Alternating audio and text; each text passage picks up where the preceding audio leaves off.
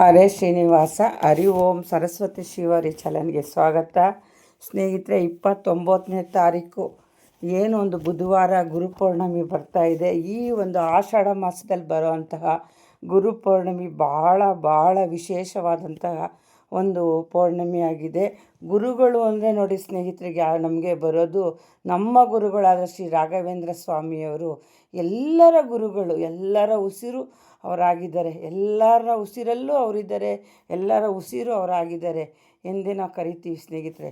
ಹಂಗಾಗಿ ಏನು ಬುಧವಾರ 29ನೇ ತಾರೀಕು ನಮಗೆ ಗುರುಪೌರ್ಣಮಿ ಬಂದಿದೆ. ಅವತ್ತು ಬಹಳ ಒಂದು ಶ್ರದ್ಧೆ ಭಕ್ತಿಯಿಂದ ರಾಯರನ್ನು ಮತ್ತು ಸಾಯಿಬಾಬಾ ಒಂದು ದತ್ತಾತ್ರೇಯ ಸ್ವಾಮಿಯವ್ರನ್ನ ಎಲ್ಲರೂ ನೀವೊಂದು ಪೂಜೆ ಆರಾಧನೆ ಮಾಡಿ, ಮುಖ್ಯವಾಗಿ ರಾಯರ ಮಠಕ್ಕೆ ಹೋಗಿ ರಾಯರಿಗೆ ಯಾವ ರೀತಿ ಒಂದು ಪೂಜೆ ಸಲ್ಲಿಸಬೇಕು ಮತ್ತು ನಾವು ಯಾವ ಥರ ಮನೇಲಿ ಒಂದು ಪೂಜೆ ಮಾಡ್ಬೋದು, ಅದರಿಂದ ನಮಗೆ ಇಷ್ಟೆಲ್ಲ ಫಲ ಇದೆ ಅನ್ನೋದ್ರ ಬಗ್ಗೆ ನಾವು ವಿಡಿಯೋ ನೋಡೋಣ ಸ್ನೇಹಿತರೆ.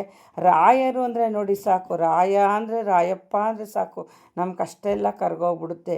ತುಂಬ ಜನ ಭಕ್ತಾದಿಗಳು, ಕೋಟಿ ಜನ ಭಕ್ತಾದಿಗಳು ಒಂದು ಮನೇಲಿ ಇಂಥವ್ರು ಇಲ್ಲ ಅನ್ನೋಂಗಿಲ್ಲ. ರಾಯರ ಭಕ್ತರು ಪ್ರತಿಯೊಬ್ಬರು ರಾಯಪ್ಪನ ಒಂದು ಆರಾಧನೆ ಮಾಡ್ತಾರೆ, ಅವ್ರನ್ನ ಒಂದು ಪೂಜೆ ಮಾಡ್ತಾರೆ. ಹಂಗಾಗಿ ಈ ಗುರು ಪೌರ್ಣಮಿನ ಯಾರೂ ಮಿಸ್ ಮಾಡ್ಕೊಬಿಡ್ರಿ ಸ್ನೇಹಿತರೆ. ನೋಡಿ, ಅವರು ಒಂದು ಗುರು ಪೌರ್ಣಮಿಲೇ ಗುರು ಅಂತ ಬಂದ್ಬಿಟ್ಟಿದೆ. ಸೊ ಹಾಗಾಗಿ ನಾವು ಈ ಹುಣ್ಣಿಮೆ ದಿವಸ, ಹಿಂದಿನ ದಿವಸನೇ ಮಂಗಳವಾರ, ನಾವೆಲ್ಲ ಏನೊಂದು ಹುಣ್ಣಿಮೆಗೆ ಪೂಜೆ ಮಾಡೋಕ್ಕೆ ನಾವು ರೆಡಿ ಆಗಬೇಕು ಅಂತ ನೋಡ್ಕೊಳ್ಳೋಣ ಸ್ನೇಹಿತರೆ. ಹಿಂದಿನ ದಿವಸನೇ ಮನೆಯೆಲ್ಲ ಒಂದು ಸ್ವಚ್ಛ ಮಾಡಿಕೊಂಡು ಮನೆಯಲ್ಲೇ ರಾಯರನ್ನು ಒಂದು ಆರಾಧನೆ ಪೂಜೆ ಮಾಡೋ ಅಂಥವ್ರು, ಇಲ್ಲ ಮಠಕ್ಕೆ ಹೋಗೋ ಅಂಥವ್ರು ಪ್ರತಿಯೊಬ್ಬರಿಗೂ ಈ ವಿಡಿಯೋ ಅನುಕೂಲ ಆಗುತ್ತೆ. ಮನೇಲೇ ಮಾಡೋರಾದರೆ ಪ್ರತಿ ವಾರನೂ ಅವರು ಒಂದು ಪೂಜೆ ಮಾಡ್ಕೊಂಬಂದಿರ್ತಾರೆ. ವಿಶೇಷವಾಗಿ ಅವರು ರಾಯಪ್ಪನ ಒಂದು ಬ್ರಾಹ್ಮಿ ಮುಹೂರ್ತದಲ್ಲಿ ತುಳಸಿ ದಳದಿಂದ ಅವ್ರನ್ನೊಂದು ಪೂಜೆ ಆರಾಧನೆ ಮಾಡಬೇಕು. ಮೊದಲೇ ಹಿಂದಿನ ದಿವಸನೇ ಮನೆಯೆಲ್ಲ ಸ್ವಚ್ಛ ಮಾಡಿಕೊಂಡು ಬ್ರಾಹ್ಮಿ ಮುಹೂರ್ತ ಅಂದರೆ ಒಂದು 5:30 ಒಳಗಡೆ ನೀವೊಂದು ಪೂಜೆ ಮಾಡಿ. ಆದಷ್ಟು ಪುಟಾಣಿ ಮಕ್ಕಳುಗಳು, ಓದೋವಂಥ ಮಕ್ಕಳುಗಳಿದ್ರೆ ಅವ್ರ ಕೈಲಿ ಒಂದು ಪೂಜೆ ಮಾಡಿಸೋದ್ರಿಂದ ಅವ್ರಿಗೆ ಒಂದು ಗುರುಬಲ, ಗುರು ಆರಾಧನೆ, ವಿದ್ಯೆ ಬುದ್ಧಿ ಪ್ರತಿಯೊಂದು ಮಕ್ಕಳಿಗೆ ಬರುವಂಥ ಪುಣ್ಯವಾದ ಪವಿತ್ರವಾದ ದಿನ ಆಗಿದೆ ಸ್ನೇಹಿತರೆ. ಹಾಗಿದೆ ಒಂದು ಬ್ರಾಹ್ಮಿ ಮುಹೂರ್ತದಲ್ಲಿ ರಾಘವೇಂದ್ರ ಸ್ವಾಮಿಗೆ ಒಂದು ತುಪ್ಪದ ದೀಪನ ಒಂದು ಆರತಿ ಮಾಡಿ, ಈ ಒಂದು ಚಾತುರ್ಮಾಸದಲ್ಲಿ ಅವ್ರಿಗೆ ಕಾಯಿ ಮತ್ತು ಬಾಳೆಹಣ್ಣನ್ನು ಒಡೆಯೋದಿಲ್ಲ. ಹಂಗಾಗಿ ಅದು ಸಂಪ್ರದಾಯ ಇದೆ. ನಿಮ್ಮ ಮನೆಗಳಲ್ಲಿ ಆದಷ್ಟು ಸಿಂಪಲ್ಲಾಗಿ ಒಂದು ಸಕ್ಕರೆ, ತುಪ್ಪ ಈ ಥರ ಒಂದು ಏನಾನ ಇಟ್ಬಿಟ್ಟು, ಬೇರೆ ಒಂದು ಹಣ್ಣುಗಳು ಬರುತ್ತೆ, ಬಾಳೆಹಣ್ಣು ಬಿಟ್ಟು ಹಣ್ಣುಗಳು ಇರುತ್ತೆ, ಆ ಹಣ್ಣುಗಳ್ನ ಇಟ್ಕೊಂಡು ಪೂಜೆ ಮಾಡ್ಬೋದು.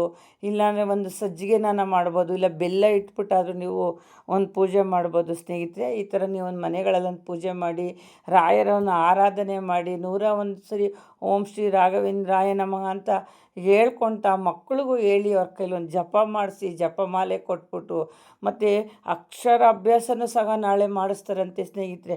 ಅಷ್ಟು ಒಂದು ಪವಿತ್ರವಾದಂತಹ ದಿನ ಆಗಿದೆ. ನೀವು ಮನೆಗಳಲ್ಲಿ ಮಾಡೋ ಅಂಥವ್ರು ಆದಷ್ಟು ಒಂದು ತುಳಸಿ ಕಟ್ಟೆಗೆ ಮರಿದಂಗೆ ಒಂದು ಪೂಜೆ ಮಾಡಿ. ಮತ್ತು ಗೋಮಾತೆ ಅಂದರೆ ತುಂಬ ಪ್ರೀತಿ. ಗೋಮಾತೆಲೇ ಮುಕ್ಕೋಟಿ ದೇವರುಗಳಿದ್ದಾರೆ. ರಾಯಪ್ಪ ಅವರಿಗೆ ಗೋಮಾತೆ ಅಂದರೆ ಪ್ರೀತಿ. ಹಂಗಾಗಿ ಗೋಗಳಿಗೆ ಅವತ್ತು ಅಕ್ಕಿ, ಬೆಲ್ಲ, ಬಾಳೆಹಣ್ಣನ್ನು ನೀವು ತಪ್ಪದೇ ತಿನ್ನಿಸಿ. ನಿಮ್ಗೆ ಎಂಥ ಕಷ್ಟ ಇದ್ದರೂ, ಯಾವ 7:30 ಇದ್ರೂ ನಿಮಗೆ ಬಗೆಹರಿಯುವಂತಹ ಒಂದು ದಿನ ಆಗಿದೆ ಸ್ನೇಹಿತರೆ.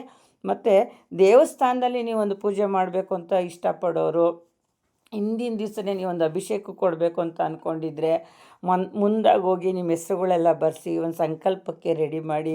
ಒಂದಿಷ್ಟು ದುಡ್ಡು ಅಂತ ಕಟ್ಸ್ಕೊತಾರೆ ಅಭಿಷೇಕಕ್ಕೆ, 500 1001. ಅಲ್ಲಿ ಒಂದು ದೇವಸ್ಥಾನದಲ್ಲಿ ಅವರೊಂದು ನಿಯಮ ಇಟ್ಕೊಂಡಿರ್ತಾರೆ. ಒಂದು ನೀವು ದಾನ ಅಂತ ಮಾಡೋದಾದರೆ ಕಲ್ಲು ಸಕ್ಕರೆನೇ ಅವತ್ತು ನೀವು ದಾನ ಮಾಡಿ. ಭಾಳ ಒಂದು ಶ್ರೇಷ್ಠವಾದ ಕಲ್ಲು ಸಕ್ಕರೆ ಅಷ್ಟು ಒಂದು ಪವಿತ್ರವಾದ, ಅಷ್ಟು ಜನಕ್ಕೆ ಬಾಯಿಗೆ ಒಂದು ಸ್ವೀಟ್ ಮಾಡುತ್ತೆ. ಮತ್ತು ಅಭಿಷೇಕನ ನಾವು ಮಾಡಿಸೋದ್ರಿಂದ ನೋಡಿ ಸ್ನೇಹಿತರೆ, ಹಾಲಿರುತ್ತೆ, ಆ ಹಾಲನ್ನ ಪ್ರತಿಯೊಬ್ಬರಿಗೂ ಅವರು ಒಂದು ಪ್ರಸಾದದ ರೀತಿಲಿ ಬಂದಂಥ ಭಕ್ತಾದಿಗಳಿಗೆ ನೋಡಿರಿ ಈ ಥರ ಕೊಡ್ತಾರೆ. ಒಂದೇ ಒಂದು ತೊಟ್ಟು ಹಾಲನ್ನು ಸಹ ಒಂದು ರಾಯರ ಮಟ್ಟದಲ್ಲಿ ವೇಸ್ಟ್ ಮಾಡೋದಿಲ್ಲ. ಹಂಗಾಗಿ 1 ಲೀಟ್ರು 2 ಲೀಟ್ರು ನಿಮ್ಮ ಯಥಾಶಕ್ತಿ, ಅರ್ಧ ಲೀಟ್ರು ಮೊದಲೇ ನೀವು ಬೆಳಗ್ಗೆ ತೊಳಗಿ ಅಭಿಷೇಕ ಮಾಡೋದ್ರೊಳಗಡೆ ರಾಯಪ್ಪನಿಗೆ ನೀವು ಹಾಲನ್ನ ಕೊಟ್ಬಿಟ್ಟು ಅಭಿಷೇಕ ಮಾಡಿಸ್ಬೋದು. ಇಲ್ಲ ಅಭಿಷೇಕಕ್ಕೆ ದುಡ್ಡು ಕಟ್ಬಿಟ್ರೂ ಅವ್ರು ಏನು ಬೇಕೋ ಅವರು ತೊಗೊಂಬಂದು ಅಭಿಷೇಕ ಮಾಡ್ಕೋತಾರೆ. ಹೂವು ಅಂತ ಬಂದರೆ ತುಳಸಿ ಹಾರನೇ ತೊಗೊಂಡೋಗಿ ಸ್ನೇಹಿತರೆ. ಅಷ್ಟು ಒಂದು ಶಕ್ತಿ, ಅಷ್ಟು ಒಂದು ಪವರ್ಫುಲ್ ಆಗಿದೆ. ಹಾಗಾಗಿ ನೀವು ತುಳಸಿ ಹಾರನ ತೊಗೊಂಡೋಗಿ ಒಂದು ಪೂಜೆ ಮಾಡಿಸಿ. ಕಲ್ಲು ಸಕ್ಕರೆ 1 kg ಅರ್ಧ kg ಎಷ್ಟಾಗುತ್ತೋ ತೊಗೊಂಡೋಗಿ. ನೋಡಿ, ತುಂಬ ಜನ ಇವಾಗ ಕಲ್ಲು ಸಕ್ಕರೆ ಇಲ್ಲದೆ ಯಾರದ್ದು ಮಠಕ್ಕೆ ಹೋಗೋದಿಲ್ಲ. ಹಾಗಾಗಿ ನಾವು ತೊಗೊಂಡೋಗೋಂಥ ಕಲ್ಸಕ್ಕರೆ ಒಂದು 100 ಜನಕ್ಕೋ 10 ಜನಕ್ಕೋ ಅವ್ರ ಬಾಯಿಗೆ ಒಂದು ಪ್ರಸಾದದ ರೀತಿಲಿ ಹೋಗುತ್ತೆ ಸ್ನೇಹಿತರೆ. ಹಾಲೂ ಅಷ್ಟೇ, ರಾಯಪ್ಪ ನೋಡಿ ಒಂದೇ ಒಂದು ಕಾಳಷ್ಟು ವೇಸ್ಟ್ ಮಾಡೋದಿಲ್ಲ. ಅವ್ರ ಸನ್ನಿಧಿಲಿ ಏನು ಬಂದ್ರೂ 10 ಜನ ಭಕ್ತರಿಗೆ ತಲುಪೋ ಥರನೇ ರಾಘವೇಂದ್ರ ಸ್ವಾಮಿಯವರು ಒಂದು ಗುರುಗಳು ಆಶೀರ್ವಾದ ಮಾಡಿದ್ದಾರೆ. ಹಂಗಾಗಿ ನೀವು ಅಲ್ಲೋಗಿ ಮತ್ತು ಹೆಜ್ಜೆ ನಮಸ್ಕಾರ ಪ್ರಾರಂಭ ಮಾಡೋವಂಥವ್ರು ಆ ಒಂದು ಗುರು ಪೌರ್ಣಮಿ ದಿವಸ ಒಂದು ಪ್ರಾರಂಭ ಮಾಡ್ಬೋದು. ಯಾರೂ ನಮ್ಗೆ ಒಳ್ಳೆಯದೇ ಆಗ್ತಾಯಿಲ್ಲ, ನಮ್ಗೆ ತುಂಬ ಕಷ್ಟ ಇದೆ, ತುಂಬ ಬಾಧೆ ಇದೆ, ಪ್ರತಿಯೊಬ್ಬರು ರಾಘವೇಂದ್ರನ ಆರಾಧನೆ ಮಾಡಿ, ಅದರಲ್ಲೂ ಈ ಗುರು ಹುಣ್ಣಿಮೆ ಗುರು ಪೌರ್ಣಮಿಯ ದಿವಸ ಹುಡಿಕೊಂಡೇ ನಮ್ಮ ಮನೆ ಬಾಗಿಲಿಗೆ ಬಂದಿದೆ ನೋಡಿ. ಹಂಗಾಗಿ ಪ್ರತಿಯೊಬ್ಬರು ಗುರು ಪೌರ್ಣಮಿ ದಿವಸ ಆ ರಾಘವೇಂದ್ರ ಸ್ವಾಮಿನ ಮನೆಯಲ್ಲಿ ರಾಯರ ಮಠದಲ್ಲಿ ನೀವು ಆಶೀರ್ವಾದ ತಗೊಂಡು ಅವ್ರ ಪೂಜೆ ಮಾಡಿ ಅವರ ಅಕ್ಷತೆಗಳನ್ನ ನೀವು ತೊಗೊಂಬಂದು ಮಕ್ಳುಗಳಿಗೂ ಹಾಕಿ, ನೀವುಗಳು ಹಾಕ್ಕೊಳ್ಳಿ. ಮಕ್ಳುಗಳಿಗೆ ಆದಷ್ಟು ಅವತ್ತು ರಾಘವೇಂದ್ರನ ಒಂದು ಸ್ಮರಣೆ ಮಾಡ್ತಾ ಹೇಳ್ಕೊಳ್ತಾ ಬನ್ನಿ. ಮತ್ತು ಮನೇಲಿ ಪೂಜೆ ಮಾಡಬೇಕಾದ್ರೆ ರಾಯರ ಫೋಟೋಕ್ಕೆ ಗಂಧನ ಹಿಡಿದನ್ನ ಮಾತ್ರ ಮರಿಬಾರ್ದು ಸ್ನೇಹಿತರೆ. ಜೊತೆಗೆ ಸಾಯಿಬಾಬಾರ ಫೋಟೋ ಮತ್ತು ದತ್ತಾತ್ರೇಯ ಸ್ವಾಮಿಯವ್ರ ಫೋಟೋ ಇಟ್ಕೊಂಡಿದ್ರೆ ಖಂಡಿತವಾಗಿಯೂ ನೀವು ಅವ್ರನ್ನೂ ಜೊತೇಲಿ ಇಟ್ಬಿಟ್ಟು ಒಂದು ಪೂಜೆ ಆರಾಧನೆ ಮಾಡಿ ಭಾಳ ಒಂದು ಯೋಗ ಬರುತ್ತೆ. ಮತ್ತು ರಾಯರ ಮಠಕ್ಕೆ ಹೋಗಿ ಹೆಜ್ಜೆ ನಮಸ್ಕಾರ ಹಾಕೋದಾಗಿರ್ಬೋದು, ಒಂದು ಅಭಿಷೇಕ ಕೊಡಬೇಕಾದ್ರೆ ಮೊದಲೇ ನಿಮ್ಮ ಹೆಸ್ರುಗಳೆಲ್ಲ ಕೊಟ್ಟು ನಿಮ್ಮ ಹೆಸ್ರುಗಳ್ನ ಅವತ್ತು ಅರ್ಚನೆ ಮುಖಾಂತರ ಒಂದು ಸಂಕಲ್ಪ ಮಾಡಿಸಿ ನೀವೇನು ಅಂದ್ಕೊಂಡಿರ್ತೀರೋ ನೋಡಿ ಅದು ಶೀಘ್ರವಾಗಿ ಈಡೇರೋ ಅಂತಹ ಒಂದು ಗುರು ಪೌರ್ಣಮಿಯಾಗಿದೆ. ಮತ್ತು ದತ್ತಾತ್ರೇಯ ಸ್ವಾಮಿಗಳ ದೇವಸ್ಥಾನಗಳಲ್ಲಿ ತುಂಬ ಒಂದು ಕಡಲೆಕಾಳು ಒಂದು ಪ್ರಸಾದಗಳನ್ನ ಕೊಡ್ತಾರೆ. ಅವತ್ತಿನ ದಿವಸ ಕಡಲೆಕಾಳಿಗೆ ಸಂಬಂಧಪಟ್ಟಂತಹ ಪ್ರಸಾದ ತಿಂದ್ರೂ ತುಂಬ ಒಳ್ಳೆಯದು. ಅದರಲ್ಲೂ ರಾಘವೇಂದ್ರ ಸ್ವಾಮಿಯವ್ರಿಗೆ ಗ್ರೇವಿ ಮಾಡ್ತಾರೆ, ಕಡಲೆ ಬೇಳೆಯಿಂದನೂ ಮಾಡ್ತಾರೆ. ಸುಮಾರು ದತ್ತಾತ್ರೇಯ ಸ್ವಾಮಿ ದೇವಸ್ಥಾನಗಳು, ಸಾಯಿಬಾಬಾ ದೇವಸ್ಥಾನದಲ್ಲಿ ಕಡಲೆಕಾಳು ಉಸಲಿನೂ ಸಹ ಮಾಡಿ ಹಂಚ್ತಾರೆ ಸ್ನೇಹಿತರೆ. ಹಾಗಾಗಿ ಅವತ್ತಿಂದ ನೀವು ಮನೇಲಿ ಏನಾದರೆ ಕಡಲೆಕಾಳಿಂದನೂ ಸಹ ಅಥವಾ ಕಡಲೆ ಬೇಳೆ ಪಾಯಸನಾದ್ರೂ ನೀವು ಮಾಡಿ ದೇವ್ರಿಗೆ ಇಡ್ಬೋದು ಸ್ನೇಹಿತರೆ.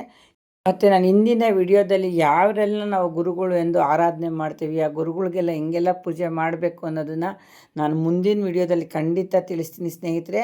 ಮುಖ್ಯವಾಗಿ ಗುರು ಅಂದರೆ ನಮಗೆ ಮೊದಲೇ ಬರೋದು ನಮ್ಮ ಉಸಿರಾಗಿರುವಂಥ ರಾಘವೇಂದ್ರ ಸ್ವಾಮಿಯವ್ರನ್ನೇ ನಾವು ನೆನೆಸ್ಕೊಳ್ಳೋದಲ್ವ ಸ್ನೇಹಿತರೆ. ಹಂಗಾಗಿ ಪ್ರತಿಯೊಬ್ಬರು ರಾಯರ ಮಠಕ್ಕೆ ಬುಧವಾರ ಹೋಗಿ ನಿಮ್ಗೆ ಏನಿದೆಯೋ, ನಿಮ್ಗೆ ಏನಲ್ಲಿ ಕಷ್ಟ ಇದೆಯೋ ಅದನ್ನೆಲ್ಲ ಕೇಳಿಕೊಂಡು ರಾಯರ ಆಶೀರ್ವಾದ ತೊಗೊಂಬನ್ನಿ. ಆದಷ್ಟು ನಿಮ್ಮ ಕೈಯಿಂದನೇ ಒಂದು ಕಲ್ಲು ಸಕ್ಕರೆನ ಹಂಚಿ ನಮ್ಮ ಬಾಳು ಬದುಕು ಸಕ್ಕರೆಯಂತೆ ಆಗಲಿ ಅಂತ ಕೇಳಿಕೊಂಡು, ಮತ್ತು ಮಕ್ಕಳಿಗೆ ಒಂದು ವಿದ್ಯಾ ಬುದ್ಧಿ ಬಗ್ಗೆನೂ ಸಹ ನೀವು ಕೇಳ್ಕೊಳ್ತಾ ಬನ್ನಿ ಸ್ನೇಹಿತರೆ. ನಾವು ಯಾವ ಥರ ನಮ್ಮ ಮಕ್ಕಳಿಗೆ ಒಂದು ಪ್ರೀತಿ ವಿಶ್ವಾಸ ಕೊಡ್ತೀವೋ ನಮ್ಮ ಮಕ್ಕಳು ನಮ್ಮನಿಗೆ ಅದೇ ಥರನೇ ಕೊಡ್ತಾರೆ. ಪ್ರತಿಯೊಂದರಲ್ಲೂ ರಾಯರು ಇರ್ತಾರೆ. ಮತ್ತು ಒಂದು ದಾನ ಧರ್ಮ ಅಂತನ ನೀವು ಅವತ್ತು ಮುಖ್ಯವಾಗಿ ಮಾಡಬೇಕು. ದೇವರು ಯಾರ ಮುಖಾಂತರ ಹೆಂಗೆ ಬರ್ತಾರೆ ಅಂತಲೂ ನಾವು ಹೇಳೋಕ್ಕಾಗೋದಿಲ್ಲ. ಹಸ್ತವ್ರಿಗೆ, ಬಡವ್ರಿಗೆ, ಬಗ್ಗರಿಗೆ ನಾವು ಒಂದು ಗುರುಸ್ಥಾನಗಳಲ್ಲಿ ಅವ್ರಿಗೊಂದು ನಮ್ಮ ಕೈಲಾದಂಥ ಒಂದು ಸಹಾಯನ ಮಾಡೋಣ ಸ್ನೇಹಿತರೆ. ಮತ್ತು ಒಂದೇ ದಿವಸ ನೀವು ಎಲ್ಲ ದೇವ್ರನ್ನೂ ನೀವು ಅಕ್ಕಪಕ್ಕ ಇದ್ದರೆ, ನಿಮ್ಗೆ ಹತ್ರ ಇದ್ದರೆ ನೀವು ವಿಶೇಷವಾದಂತಹ ಬುಧವಾರ ದೇವ್ರುಗಳ್ನ ದರ್ಶನ ಮಾಡ್ಕೊಂಬನ್ನಿ.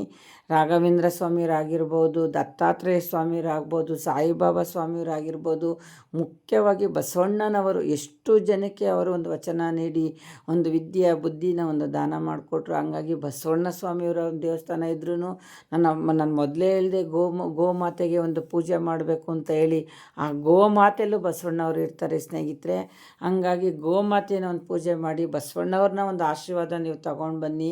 ಒಂದೇ ದಿವಸ ಗುರುಗಳು ನೋಡಿ, ನಿಮ್ಗೆ ನಮ್ಗೆ ಸಾಡೆ ಸಾತಿದೆ, ನಮ್ಮ ಗುರುಬಲ ಇಲ್ಲ, ನಾವು ಏನು ಅಂದ್ಕೊಂಡ್ರು ನಮ್ಮ ಕೆಲಸ ಆಗಲ್ಲ ಅನ್ಕೋತಿರೋ ಅದೆಲ್ಲ ತಲೆಯಿಂದ ಡಿಲೀಟ್ ಮಾಡಿ ಬಿಸಾಕ್ಬಿಡಿ.